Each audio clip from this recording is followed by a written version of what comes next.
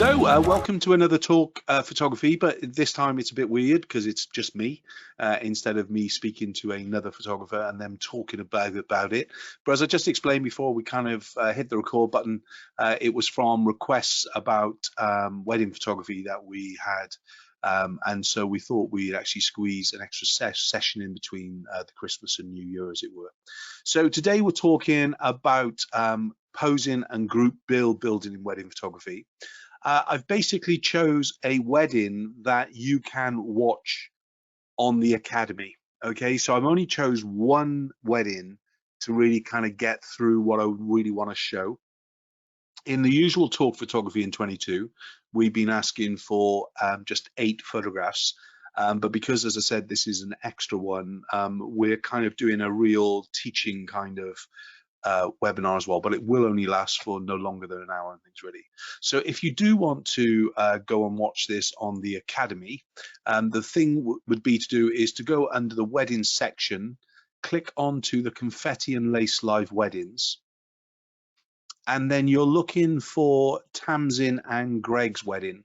And if you just click onto that, you'll actually then be faced with a 9-part real life wedding in Mallorca and things really. So again, it'll be something for you to watch on the dark nights perhaps and things really. Okay, we might even be referring to the client's wedding at some stage. Let me just log in. So this is, as I said, a real wedding that we're looking at, and basically, as you'll be able to see, you can watch the different elements. But I've also got the kind of the gallery, the client's gallery here as backup, which is with all the images. So if anybody needs to look anything specific later on, give me a shout and we can go and look at something specific if I can't, or if I don't have an image that is relative in today's session.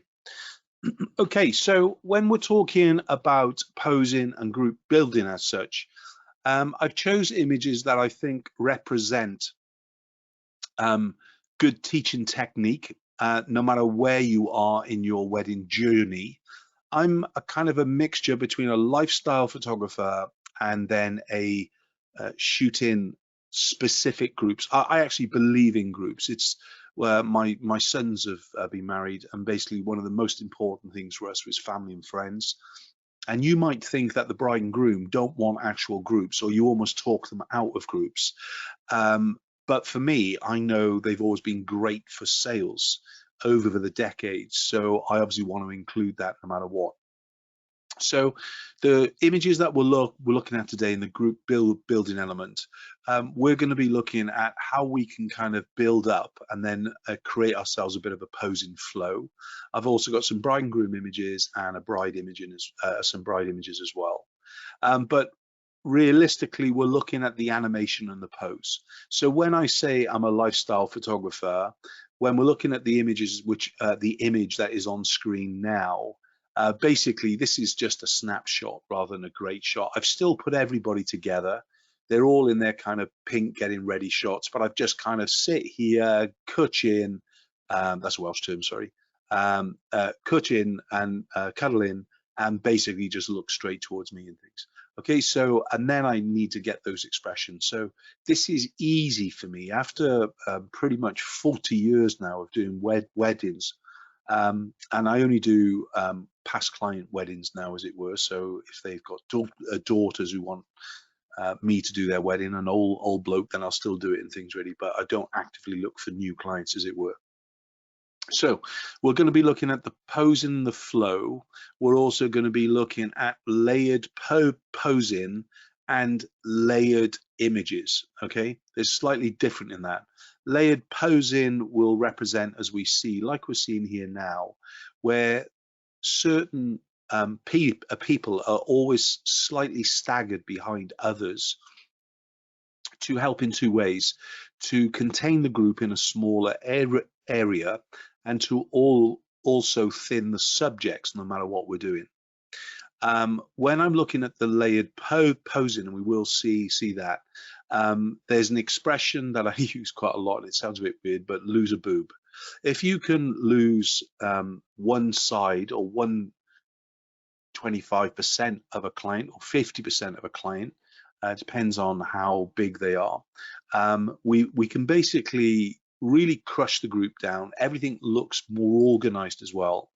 And I promise you it takes minutes. That's why I chose this wedding today, so that you could go and see it in operation live and see that I'm not just saying it, that you can actually follow what I'm doing. We're going to be looking at the layered kind of grouping in the composition as well, where we're shooting through, which I kind of like, and we're going to be photographing through things towards the main subjects so that I can basically bring extra depth to the image. I will always opt for natural light before pretty much anything else. I will then choose a reflector if I'm working with an assistant, and then I will use on-camera flash to lift the contrast problems or to lift detail, which we will see no matter what with it. But as a rule, you will see that the majority of the time I'm shooting in natural light. I chose this wedding again because it's very high contrast sun, and I think those are the ones that you need to be really prepared for. I never fear the sun because it brings extra depth, extra color, extra contrast, a bit like studio lighting does and things really. Okay, so those are the things that we're looking out for.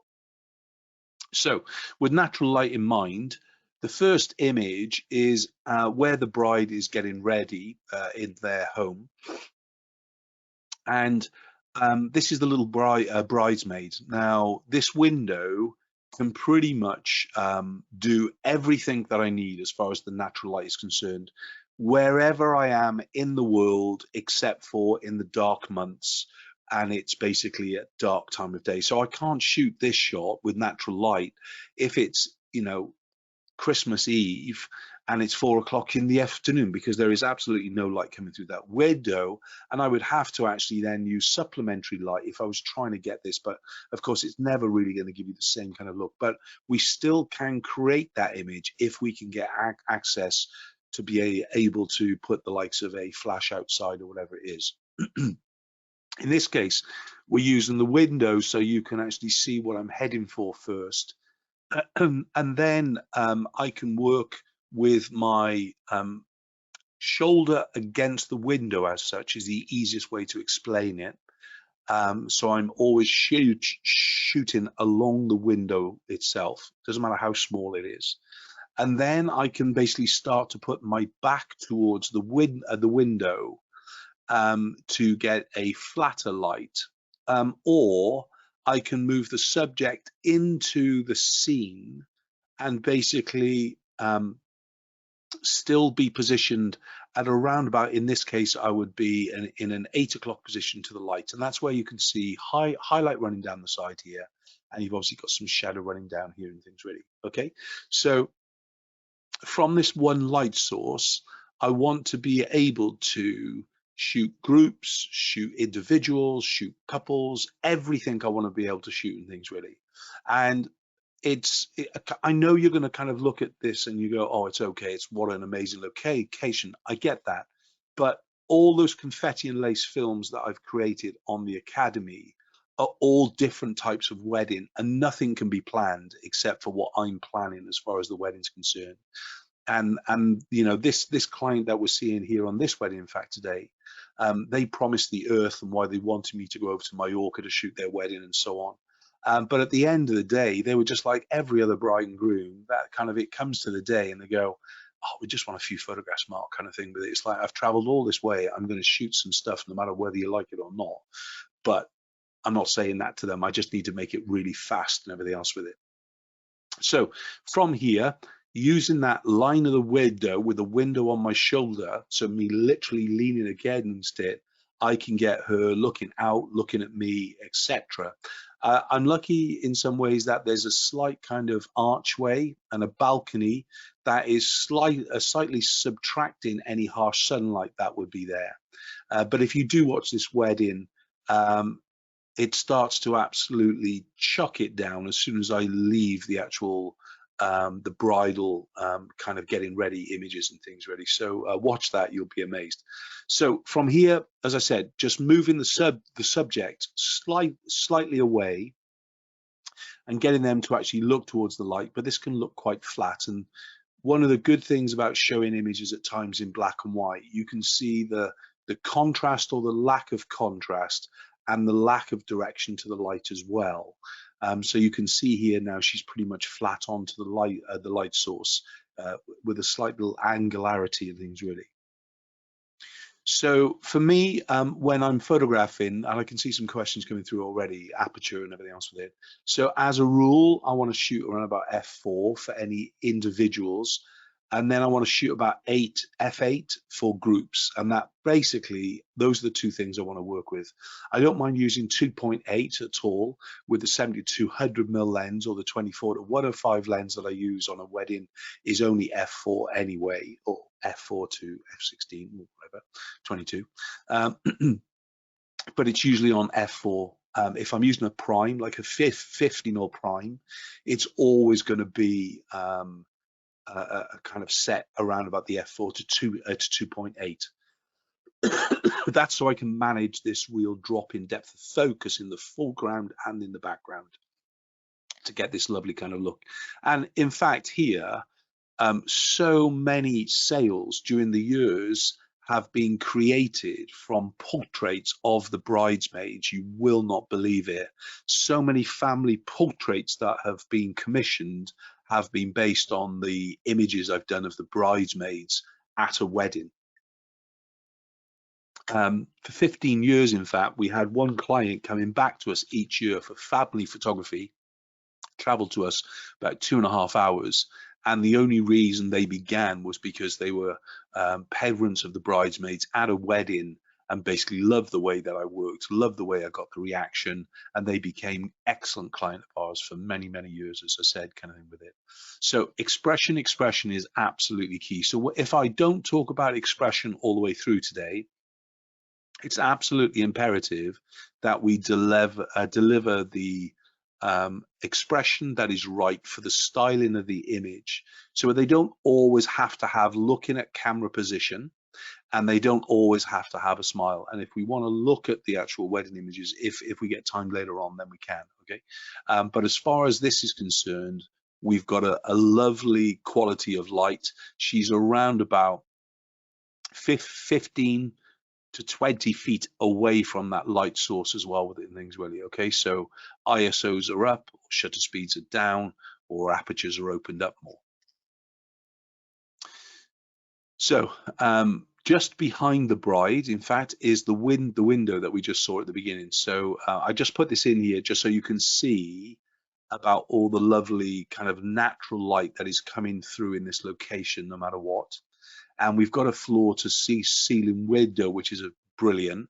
But you also know in kind of your own bridal wedding photography, then you usually have some kind of light coming down the stairs. If you don't, we're usually going to be using off-camera flash in some way or on-camera flash to basically lift a little bit of the lighting quality. So the first thing I would do in any hallway is switch on all the lights, no matter what. I don't care about the mix of tungsten or whatever I'm going to get, but I want to illuminate. I don't want a dark kind of corridor kind of coming through. As it is here, I can brief the girl before she's going down the stairs and just say, right, keep on going, a natural way, nice and safe. But then I'll ask you to hang on about halfway down. If I don't tell them that, it's a bit of a surprise, and then they kind of walk all the way down. They're going to walk all the way back up again and things really. So remember, there is no reverse gear in a wedding dress. So I get them to kind of really swoosh the dress as much as they can to keep it billowed with air, and so it kind of rotates itself at the same time.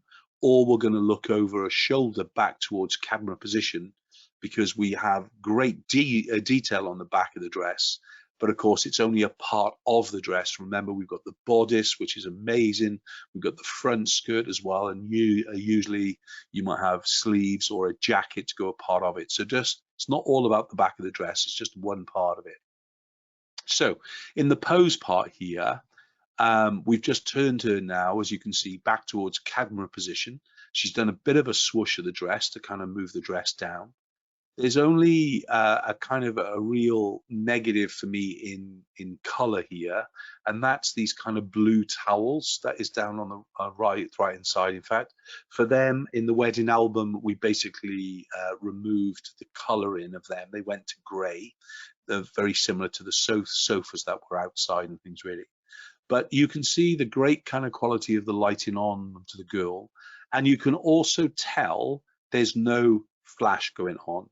So I tend to use a bounce card on flash to kind of push and spread the light more. And if I was just using the little catch light card that is attached to most speed lights, the catch light is designed to do exactly that. It's just to put a catch light actually in the eye, so it lightens up the face a little bit more.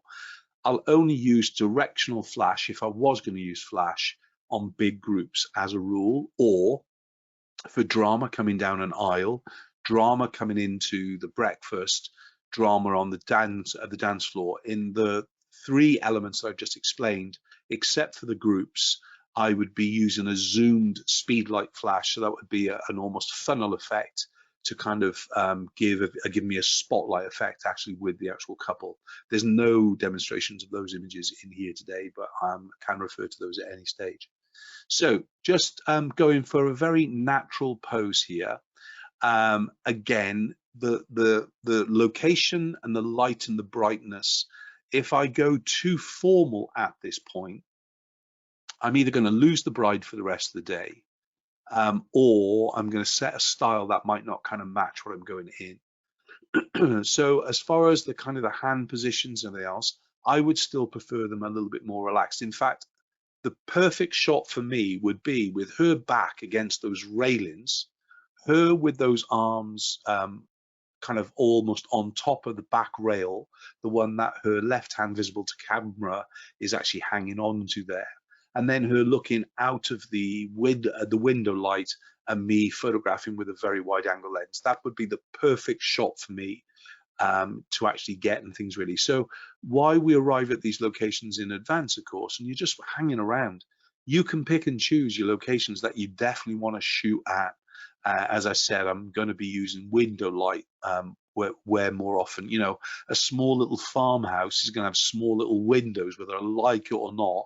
It's no point me getting there disappointed because it's kind of common sense. So it's not as if I'm expecting all this light when I arrive at a little farmhouse as such. So as far as the pose is concerned, I keep it natural here and fast for the flow. This is just one of many images during the course of the day.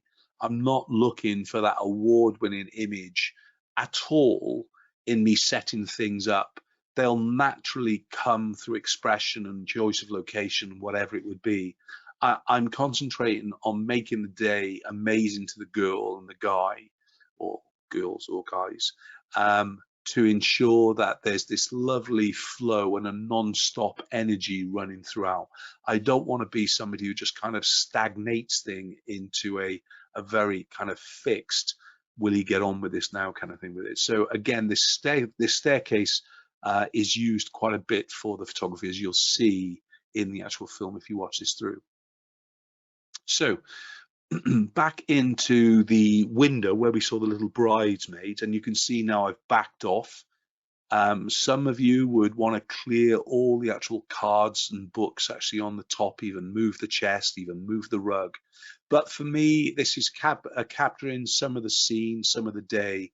If there was something that was going to be too garish, of course, then I want to get rid of it no matter what. But again, we're using that exact same lighting by the window to kind of give us a beautiful coloring and a beautiful kind of direction to the light actually onto the girl's face and things really. So here using the likes of a 24 to 105 lens will give me enough wide angle to actually capture the floor to ceiling element as well. And then from there I can start to first of all, I would want to actually zoom with the feet. So I want to move, if I was using a 24 to 105 lens here, for instance, I were using the 24 to get the wide angle shot And then straight away, I would zoom into the 105 if possible, to then actually start and move backwards to actually do the fuller length. I would then start with the fuller lengths where I'm getting to at least above this second bar or this middle bar up the width at the window as far as the compositional space is concerned. And then I would move closer and closer in by zooming with my feet. So moving closer in. To take the exposure here, I'd be exposing from the nose to the light. And that you'll find will pretty much be consistent for the majority of the shots and things really. So this is with my back now to the width of the window. She's about 15 to 20 feet into the room itself. Thank goodness it's white and bright and light and so on with it. I do find that at times, if color is very dominating within a photograph, even cushions, then just going straight to monochrome will kind of minimize kind of any distractions and things really. And as a rule, I would obviously move anything that would be the likes of high-tech equipment, phones on charge, etc. But again, when you're in a high-end room and there are things that are specific, like some of the AV controllers over here, I ain't touching that at all. I don't want to get in trouble. And if there's not a brother or a dad around to move these out of the way, excuse me, it's staying there and things really. And obviously you can see I could just literally crop that right hand side off without any trouble. Notice here in the composition where she's positioned in this kind of third to allow a leading line of the sofa going straight up towards her. But then we've also got this kind of lovely spacing out of the sections of the images we're going across. I think we're lucky that this wall on the right hand side is a light gray, so that kind of naturally gives it a division. But again, as far as the pose, you may feel that this is very hard onto the arm, and yes, we could bend the elbow a little bit more. It was one of the biggest criticisms I used to get from the industry in my early years of photography, because they felt I was giving too much of a masculine animation and pose to a woman. And my argument was, well, a man has every right to be feminine in pose, like a woman has to have strength and so on with it. So again, you know, this is one of those things when you go through competitions, qualifications, if you've got a certain style and you like what you do and you're kind of saying, no, this is what I do, then as long as you're prepared to take similar or same criticisms all of the time, then you've got no real issues with that and things really, but as long as your ears are open. So now we can basically just crack on with the groups. I've kind of shown you these first because this is part of the group building element. And you can see how already we've lost a boob of the bride, but I could have equally have lost the boob of the bridesmaid, the chief bridesmaid, to make the bride more dominant. It doesn't really matter how that works and things really. So as far as this kind of slightly turning them in towards each other, so you basically lose at least 20% to 25% of the body every time you photograph them, we're going to see time and time running through pretty much all the photography. We try and start the posing from the feet, because if we just allow the feet to point towards camera position and we turn the shoulders away from camera, they will naturally start to drift and twist back towards us, and they'll basically then actually start to be square onto camera mode. So always starting the pose with the actual feet itself and things really. So as far as the spacing around this image, you might feel it's too much or whatever it is. I just don't do this. I go in and basically will kind of fill a square frame to kind of create a closer image as well. But I also like to actually show scale and size and glamour within the kind of photography that I do and things really. So it's just not about filling the frame. Then as far as the bride is concerned, there's two ways to do this where we've put the bridesmaid onto the dress, as it were. I can either bring the chief bridesmaid next to mum behind here. So that would make mum the middle of the actual triangle. We can still leave the little bridesmaid where she was. And then we can obviously bring out the bride's dress towards the side and things. But we're naturally going to be bringing in dad in a minute. So we're basically setting it up for a flow of images. So within 2 or 3 minutes, I can pretty much rattle out about 6 to 7 different combinations at least to actually work through. Now, I'm not expecting you guys to actually work as quickly in the flow as myself, perhaps, because we all work in different ways. You know, Claire, one of my old photographer assistants, she absolutely hated groups, so she always had another photographer with her just to take control of the actual groups themselves. Whereas I actually love groups because of the sales element and things, really. And when a photographer was coming back from a wedding for me and basically said, oh, I didn't manage to get through all the group lists today, they knew there was going to be a bit of a discussion going on, kind of why haven't you allowed that time? Have you allowed them too much time to drink? What have you done to lose time, or what have they done to lose time? I do apologize about my tickle cough. So from here in the flow, I can then straight away add in the dad, and in this case we've got the brother. So all we're doing now is basically lifting up the dress, putting dad's feet underneath the dress, okay, and then allowing him to be closer to his daughter. And then obviously I can bring the other bridesmaid in close, and so we've got a lovely flow going throughout here. And then we've obviously got the brother next to mum. As a rule, if it had been a daughter, she would have stood next to dad. If there was a brother and a daughter, the brother would always escort mum, the daughter would always escort dad.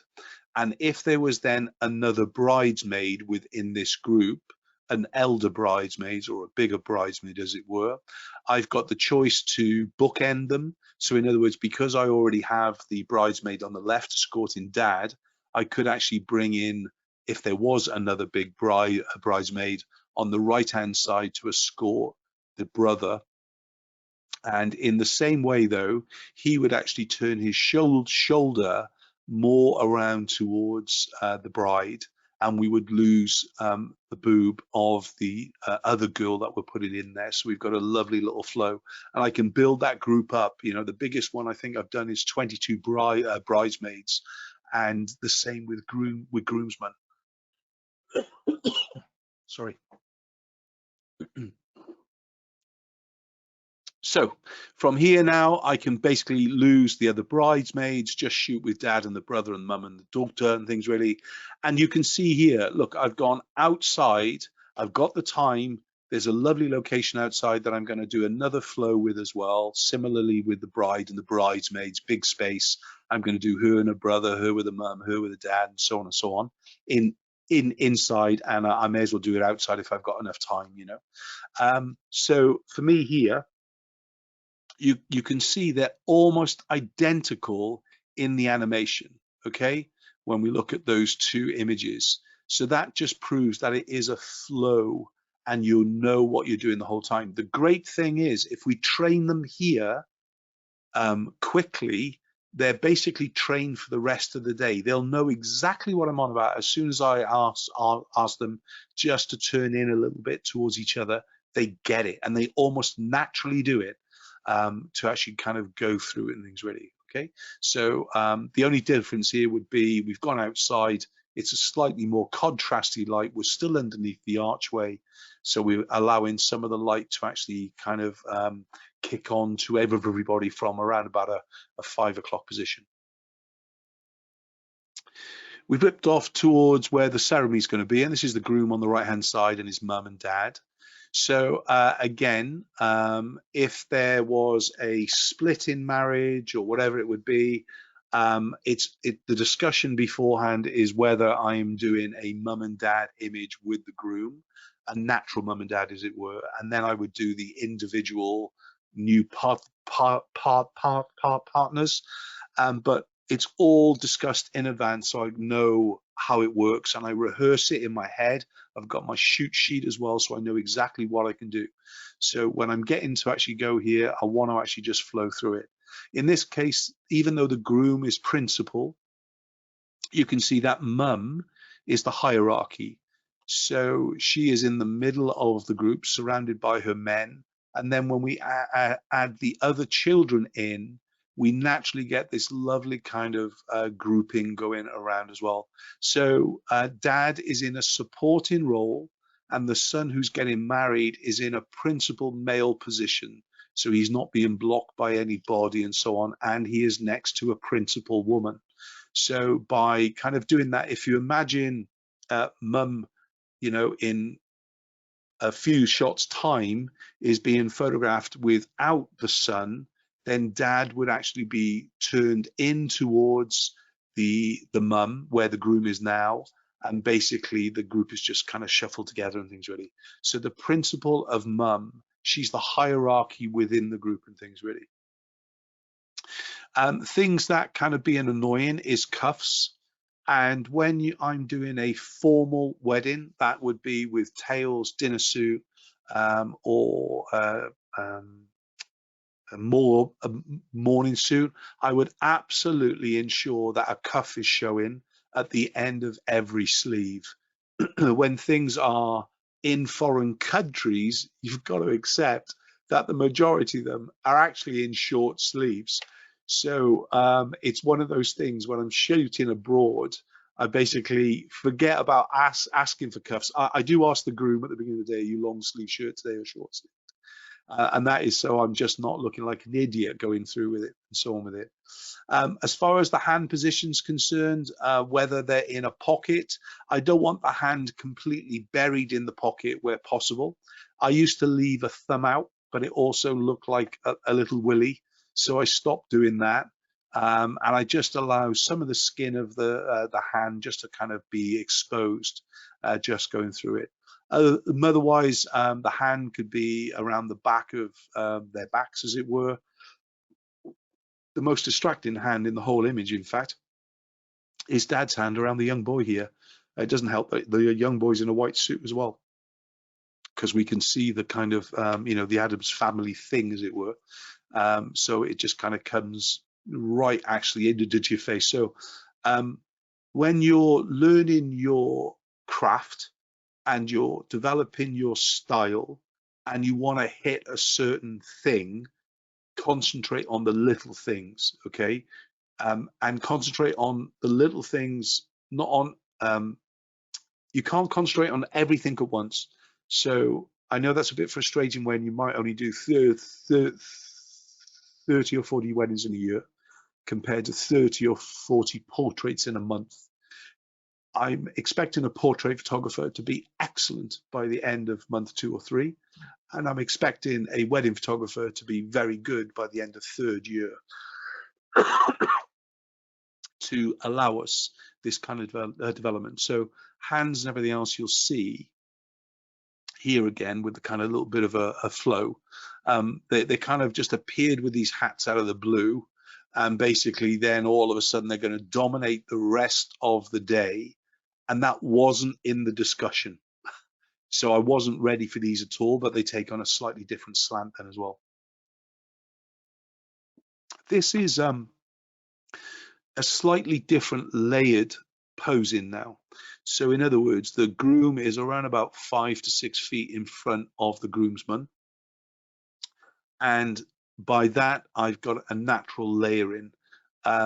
In other words, you're kind of almost shooting through, or we're dropping focus in the background more and more. So again, this kind of image needs to be either over stylized or relaxed. You have to take your own lead on these things, because wedding photography is so different all over the world, and we're all different people. You know, it's not about being a male photographer, a female photographer.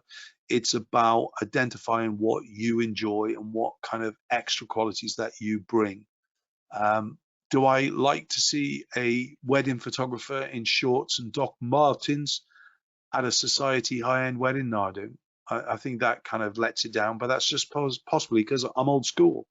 And even though I need to be dressed for the occasion, in this case, you'll see on the film, I'm just in kind of khaki pants and black t-shirt. But I've got to be dressed because I'm going to be working. That's key with it. Whereas with more of a social wedding, more of a kind of a dressed wedding, as it were, I need to actually kind of blend in with the crowds a little bit more. But in this kind of layer, we can see how the layer is then developed more when we're putting the groom then behind the boys, and I can start to actually shoot with a longer lens. I can kind of move him left and right. I can move him in a different way to slightly change the image to add the extra depth and the extra layers within the image itself. So even like we're seeing here in open light, we still have the control to really create ourselves some depth to the image. For instance, though, if you were using flash on camera at this point, the problem you would be is all these guys on the right hand side here would be blasted out with flash, and that would obviously completely kind of make the image, useless, as it were, throw it away. So if I was going to use off-camera flash, in this case, you can see a kind of reflector being used. On the left-hand side, you can tell with the quality of the light onto him. So the way to bring focus or attention to a subject is to make everybody else darker, or you create more light onto the subject, making naturally the others darker. And then you'll literally create a natural kind of stylization and visual as well with it and things, really. So again, think about how you can use layers just by moving your feet from 2 or 3 feet to the left, 2 or 3 feet to the right, and kind of making sure that we're using a longer lens, etc., to kind of create the image. So again, arriving late at this stage, what's new there? They've arrived from a different location than they said they were going to. So for some reason, they didn't bring the car to the location we expected it to be. They've just appeared. Thank goodness I'm not in the church. I'm not being distracted. I'm not chatting away with people. I'm kind of snipering. I'm looking around what's going on. And at this case, we've basically been able to actually just write, okay, look, let's calm everything down now. You run late. We've got everything. Have you got your flowers, and so on and so on. So the last thing I need is for them to forget the flowers back in the car and then have to go back again. So this kind of image is a stop, take the photograph. Have we got everything together? And then we release them. So I need to, at this stage, get kind of walking towards church images, kind of natural banter images. This is the last shot she will be as a little girl with her mum and dad, as it were. It doesn't matter how old they are. So we need to actually make sure we've got that lovely kind of connection going through and things, really. So once again, turning those feet in towards the side and then getting the photograph done. Looking for shade, looking for backlight. That's the key thing that I want to do. And if I'm having to shoot into the raw sunlight, I just need to know the exposure. And as a rule, especially if I'm having to use flash, I will usually have my speedlight flash on high sync no matter what. So it's not going to overexpose my images because I'm manually exposing every single one. And basically, there's usually only going to be 2 exposures within a 10-minute, 20-minute period as a rule. Even with clouds coming in and out, it's not going to be that bad. All I need to do is have an exposure with the sun and an exposure against the sun, and then basically I'm done. So it could be a 500th at 4 or 125th at 4, or something more extreme. And that's why the flash needs to be on HSS high-speed sync, so I'm not going to be losing that image, as it were. So wide angle and layers, you're going to see a few images now where basically I've kind of put the couple in place. In fact, I haven't. They're the last ones. I put everybody into like a corridor quite close to me, and then basically I'm then putting the couple to walk in, then we stop them, and then we're going to do it from there.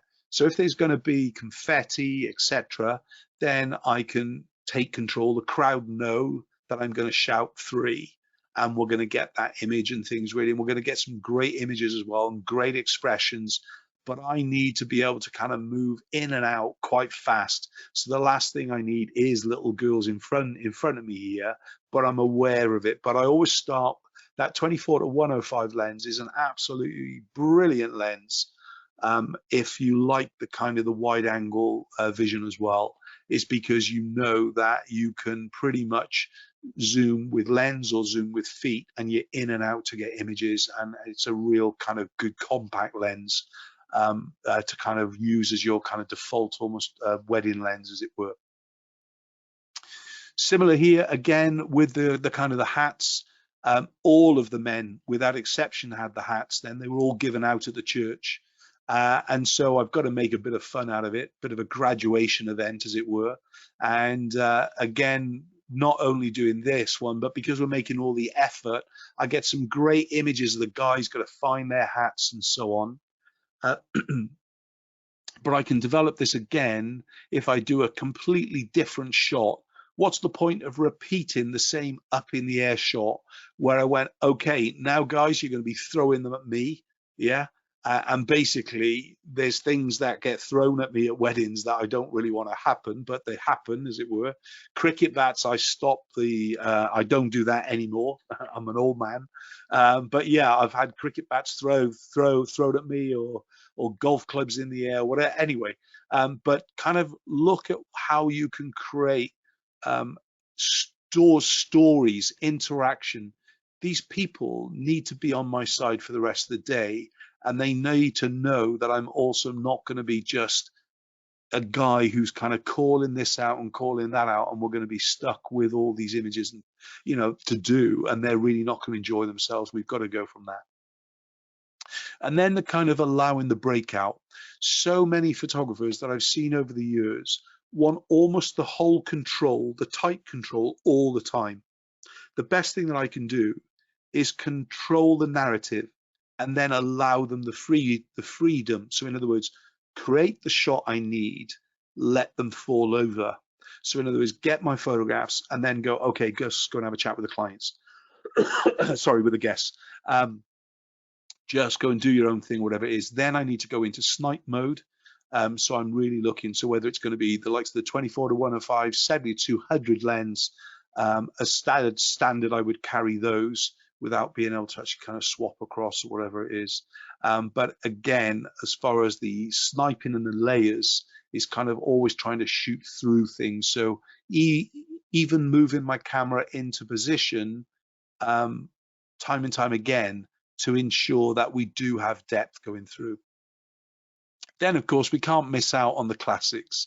Yeah, the classic being, I can see there's quite a few questions coming through about hands and bridal hands and so on with it. Okay, as I touched on already about the groom's hands and his groomsman's hands, it's different types of wedding things. But you can see once more here, I think it should be clear on your screen.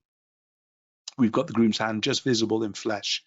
We've turned the bodies in towards each other, the feet are turned towards each other, the back legs are all the weight, the front legs are the balanced foot.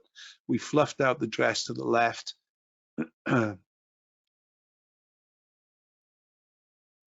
We've got a nice flow, and then from here I've got the location, this amazing location, and then obviously getting in closer and closer and closer as I zoom with the lens, and then with the feet and things really. So from the wide angle 24, I need to zoom to say the 105 as near as I can, step backwards if I can to still get above to the top of the church door here, as it were. Then I'll go in for the actual bride and groom. Then I'll get the 3/4 bride and groom above the knee, and then I get it just below the pocket. And then pretty much I've nailed the bride and groom images if I ever get stuck in things really. And then, like I was saying to you, control the narrative and then allow them to do what they want. So from that kind of posed image, you would hope the groom is going to help her down, but as you'll see in a minute, he doesn't always do that. But here, look at the beautiful kind of little expression. She's getting on with herself and things, really. The bridesmaids, I haven't got a clue where they've gone at this point, or the one. But again, she's managing. Allow her to manage. The last thing I need is a fusser, because in the posing and the animation, the more natural they are, the more natural they do it, it will flow. If they've got absolutely no idea how to pick up a dress, all right, I'll just literally say, okay, use both your hands, go around about 2 feet around by your knee and grab it there and then hoist it up and then actually just walk with it and things, really. So I will give that animation advice, but when do I need to give that animation advice? That's the kind of the experience level as well with it and things. Okay, so into the kind of the bride and groom photography. So we literally, remember there was loads planned. I shot the white party the night before, which was kind of a big party in the harbour on the quay, as it were. Then obviously the wedding the next day, and then I've got the barbecue on day 3 to shoot and things, really, where they all ended up skinny dipping and blah blah blah and things, really, even though it was peeing down with rain. But yeah, as far as the kind of the imagery is concerned, the first thing is get it right. So I want the groom to be a supporting and a supporting role, and he can take all her weight, whatever I ask him to do. If I asked him to kind of dip her backwards at this point, his right arm can take all that weight, but in fact he would need his left hand out to have extra control, so she wouldn't roll out of his arm. So as far as the hand around the neck here, this is either following or leading up to a kind of a lean back, because she can use those hands around his neck as that anchor point as well to allow her to kind of fall backwards, to flow backwards and everything else with things, really. So wherever position that you're in, and the lighting's pretty bad at this stage, as far as you might worry about the kind of the dramatic light onto the bride's face and kind of the groom's in shadow, whatever it is. For me, I just want that texture of light. I'm not worried. As long as she doesn't look at me. The worst thing that she can do is look down the barrel of a lens.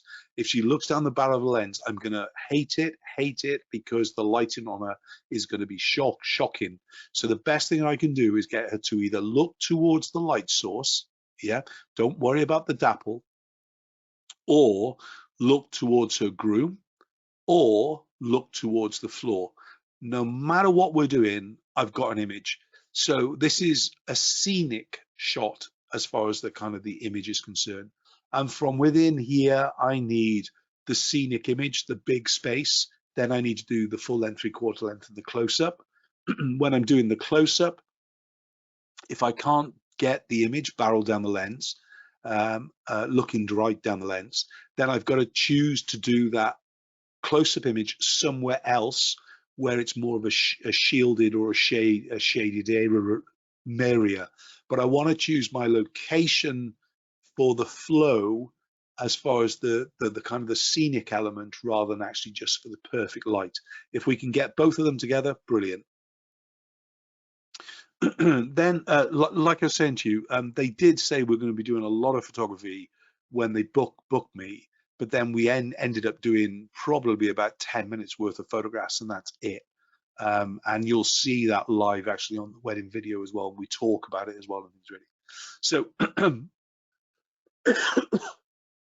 his natural way was to let her manage, but my narrative needs him to be his groom.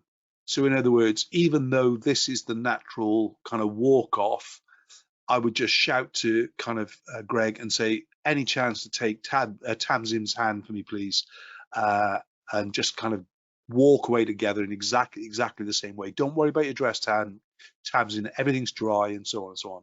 Okay, so allowing the narrative to continue. At this point, because the light is from behind, the exposure is for the back of the dress, as it were.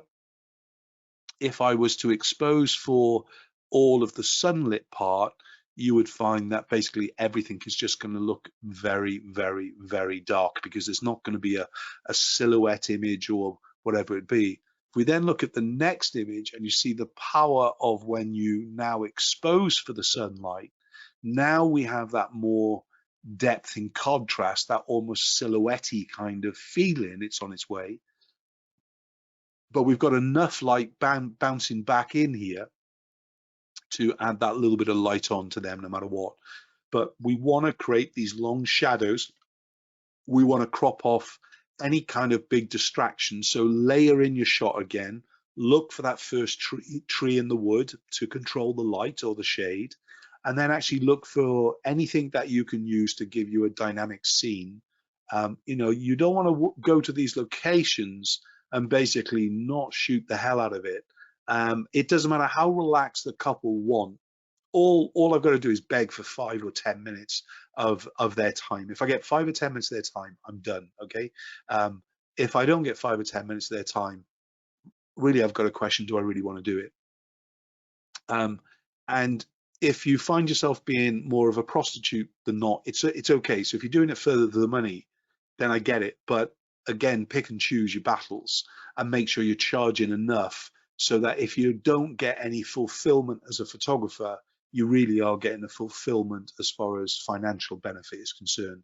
I think it needs to be a bit of a balance. You know, the excitement, the planning with a wedding, and the nerves leading up to the day. I mean, a friend of mine, an awesome wedding photographer, literally parallel careers. We were walking one day down a prom, and we were chatting away, and at the time we weren't close friends, and we chatted a few times, whatever it was, but on this day we became closer and we gained a very good relationship over the next 20 years, as it were. But he was telling me that he literally, even after doing weddings for 20 years, he literally was feeling sick and being sick the night before on the day of the wedding. And he was an awesome wedding photographer, loads and loads and loads of awards and things, really. At one stage, I reckon he was one of the best wedding photographers in the world, in his imagination and creativity and so on with it and things, really. Whereas we see a lot of kind of sheep and kind of just following the safety and everything else with it. So today I haven't set out to wow you. I've really set out to educate you and make you kind of getting ready for 2023. 2022, obviously, we knew weddings were back on with COVID and so on with it. But even my eldest son got married last January, and we still had people not there because of COVID.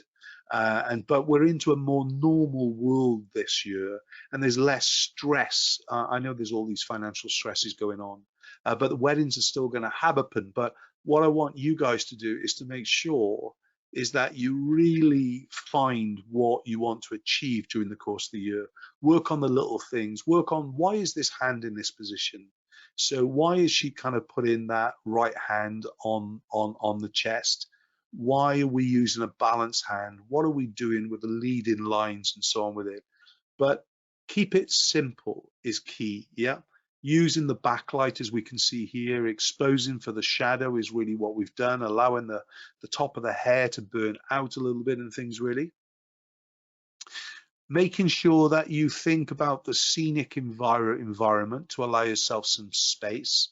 And just think, when you've kind of done the shot, look at it again and develop the shot so you really do create the scenic element. Think about composition. Just don't think about filling the frame all the time. You know, think about the element. So if I can encourage you to think about your bride and groom flow, your groom flow and your bride flow for 2023, that would be amazing, because I really want you to go out there excited to take new kind of photographs, or developing a style and a trend for yourself, than just kind of going through the rhythm. If you'd asked me to do this talk this time last year, with all the uncertainty of 2022, even though we knew it was going to be pretty much COVID free as far as big shutdowns and everything else was concerned, it was still going to keep people away. But we're kind of, we wanted you to just kind of get money back in your account. But for next year, I want you being Mr. and Mrs. Amazing. That's your jobs, is to actually go out there and actually find that little bit of an element, that little bit of a flow, so that if you're faced with bride and groom photography, you can kind of get the first couple of dozen shots done within a 5-10 minute time zone. Then just have some fun with it. Just go with the flow. Have, some fun. If you found that you've fallen out of love with a lens, try and fall back in love with a lens. As I said, for me, if I didn't have a choice of anything else and all I could shoot with was one lens, it would be that 24 to 105 on a wedding without any thoughts. I'm not a fan of a 24 to 70. It doesn't give me enough telephoto. And in fact, if you said to me that you can't have a 24 to 105, it doesn't exist, and what lens do you want, I would actually opt for a 50mm prime above a 24 to 70 kind of thing with it. And I kind of put up with the aggravation of the wide angle element, but I would want to bring a style in, but that's just me and things really. Think about the compositional space now. This is probably the most bullseye image that we've seen, but even then, the bullseye in the intersection is right above here. And if we were to kind of draw kind of lines and things, really, I'm sure that somebody somewhere could say, oh, they're in a magic zone or whatever it is. Just do it what feels right. I actually went and I downloaded these images from the client's gallery instead of looking at a sample album gallery that I might have or whatever it is. I went, let's go and see what was presented to the couple. So things like the kind of the whatever it is over here on the bottom right hand side, I might have missed it at the time or whatever it is, but cropping that off just a little bit more or cloning it out. Even with all this crazy paving element, we could actually get rid of that things really. But think about how you create the stories, control the stories, control the basic animation, because then we can find that when we're faced with the groups, we can basically rattle through the groups, as I said to you, in a matter of minutes. And then we can build up from a mum and dad to brother and sister and whatever it would be before we get rid of everybody and we start all over again. But these are special. The only thing I would say to you, that even if you're photographing in a dull location like a winter or a summer's day in Wales, we do have a lot of rain. That's it. However, think about lifting the light with that kind of frontal flash, as it were. So you can see here with the top image, I could have got away with that photograph without any trouble, but by using the flash on the camera to basically punch light into this group brings it alive more and things really. I just kind of cropped these in for you to see and things, but you can see from bride, mum, dad, groom, and you can see how we've just lifted the expression and the tone of the faces. At this point, I am willing to sacrifice the natural light dominant to kind of just bring the flash in to lift the contrast with it. So by doing that, it allows me to kind of make it work. I would say that with this image, in a normal wedding with an assistant, and I didn't have an assistant on this wedding, Sam, who came out there with me to film for the Academy, he was too busy filming as such, but this is where I would have used a white reflector rather than a flash. Why? Because this is only a group of 4. And with a group of 4, I would use a reflector handheld just below out of shot and things and bouncing that light back. If I was using the likes of a triflector or whatever it be, I could have handheld that myself. But this image on the right hand side just feels over flashed, and where the white reflector would have done a much more gentle kind of filling in. The one good news about it, of course, is that whether it's flash or reflector, lighting under the brim of women's hats is absolutely kind of key, no matter what things really. Hope you've enjoyed that session, guys. I'll kind of take the questions now.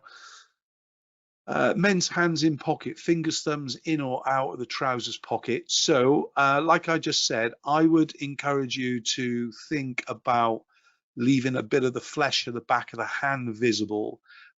The old style was leaving out a thumb, and it just made it look like there was a little willy. And as soon as I kind of got that in my head, I had to start kind of taking it out of the equation, as it were. Cuff without a doubt, especially if it's in a formal suit rather than a summer suit or relaxed suit and things really.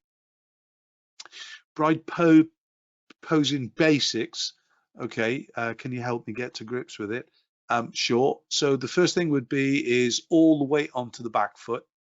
There is a lot of this film actually on the Academy that you can watch anyway, but all the way onto the back foot, and then use the other foot, the front foot, slightly out to the side, so that can actually basically control the balance. You definitely need two legs, yeah, otherwise we fall over easily. But put all the weight on the back leg first, and that is where the kind of the structure is, and then use the other one. If you imagine not like a pose, but like a dancer, when you see the likes of the flamenco or the likes of the Argentinian tango being done, there's always one foot planted on the floor and the other one is scooping and stretching, kind of doing things that a leg shouldn't do.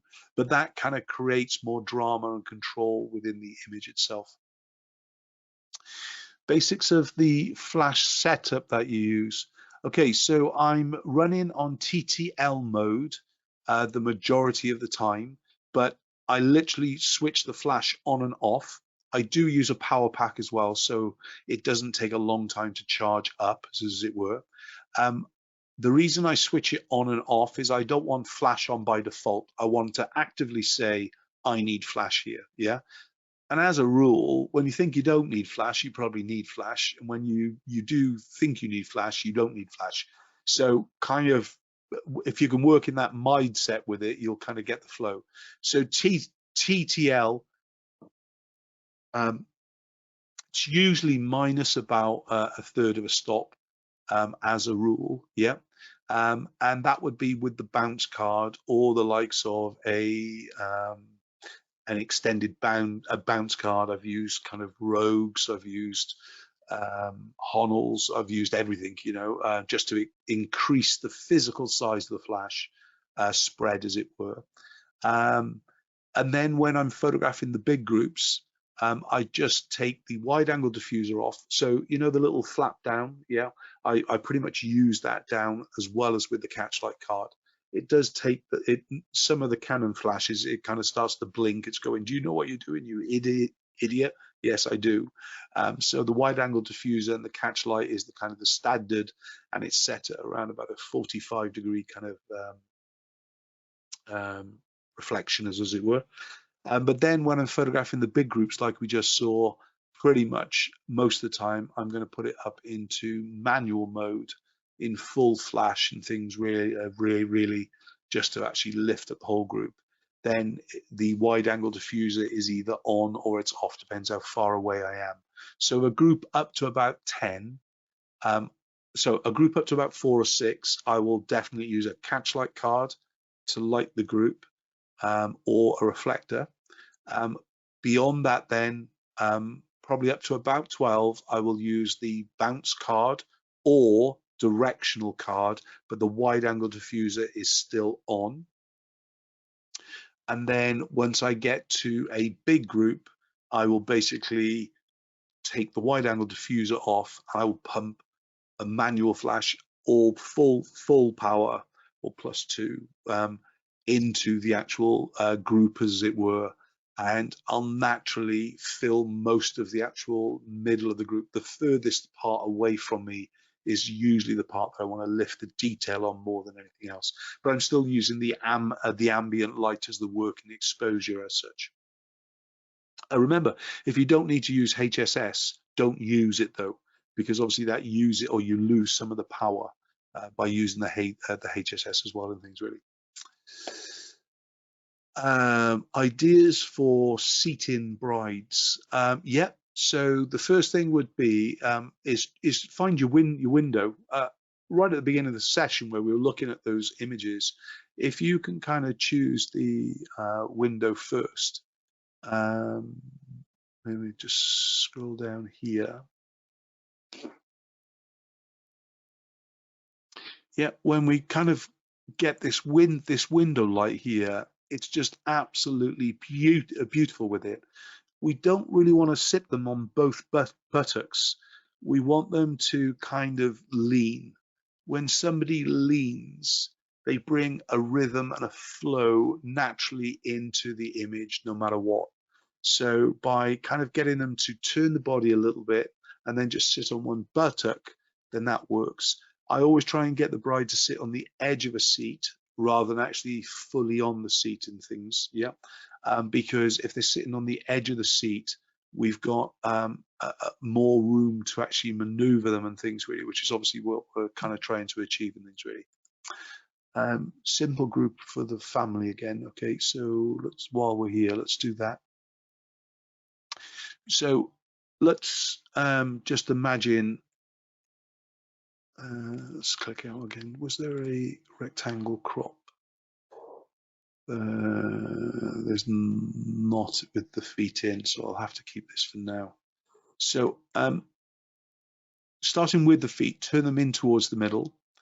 You can see that mum has turned back to me, in fact. So that's quite common if we haven't turned the feet towards the actual middle of the group. And then trying to make sure we're turning that animation through more. So in other words, we just turn those shoulders around more. If you can think in your head, lose the boob. I've even said it out loud at times and they giggle, but they know exactly what I'm on about. And it can kind of become a little bit of a saying then and things really, lose a boob, or whatever it be. But here it just gives you this lovely kind of moving together. Like dancers, don't be afraid to get them close together, but allow them to kind of breathe and make sure they're not uncomfortable with each other. We're on about family here.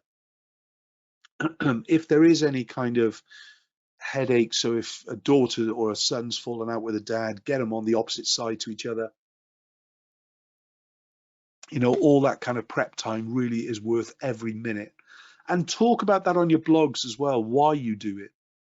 If people understand why you need even discussions over the telephone with the groom and discussions with the bride if they can't get together, it's absolutely essential because it basically teaches them and teaches you what you can do and what you cannot do and things really. Lose one of the hands around the back.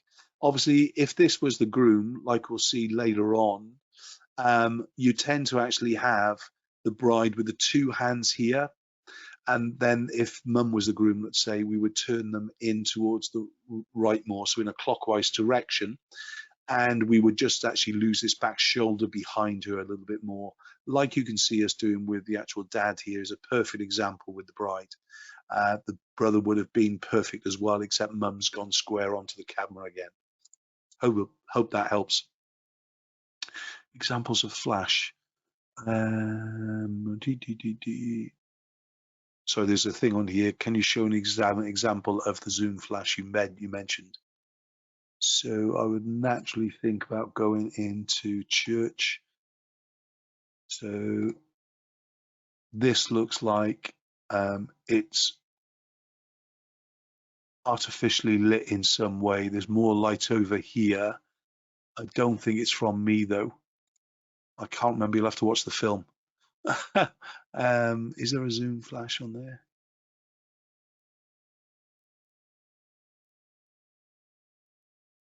Oh, there you go. Yeah, this is zoom flash. So you can see how we've on the speed light, we've told it we're using a zoom lens and we're using like a 200, but in fact I'm on 24. So what the flash tries to do then is funnel all the light into the middle of the shot. And by doing that, it basically illuminates them and it naturally vignettes everybody else because they've literally just funneled the light down and things really. So that's a lucky that we found that shot. But otherwise, everything else is kind of bounce card and everything else with it, just to kind of show the feeling. And then as they're coming outside the church, because we're in flat light, there's absolutely no reason at all to use any flash at all. This is where I would say the kind of the wedding photographer who's just getting going, might have been going for a year or two, not quite sure what they're doing yet. But you would naturally put too much flash in towards the image. If you are a flash photographer and you're into the habit of using flash a bit too much, then can I encourage you to actually shoot even this shot in horizontal and then crop in. You hardly ever hear me say that, all right? But the reason being is that usually if you're using flash on camera, there's no way to move the rotation of the flash, yeah? So it's on the physical hot shoe. As you turn it to the vertical position, you basically change the quality of where the flash is going. Now you create a direction from light from left to right instead of when the flash is on top, and it would naturally put some light behind them. So again, if in doubt, perhaps use it as the horizontal. And where do we see the films again? Excuse me. So if you go on to Academy, if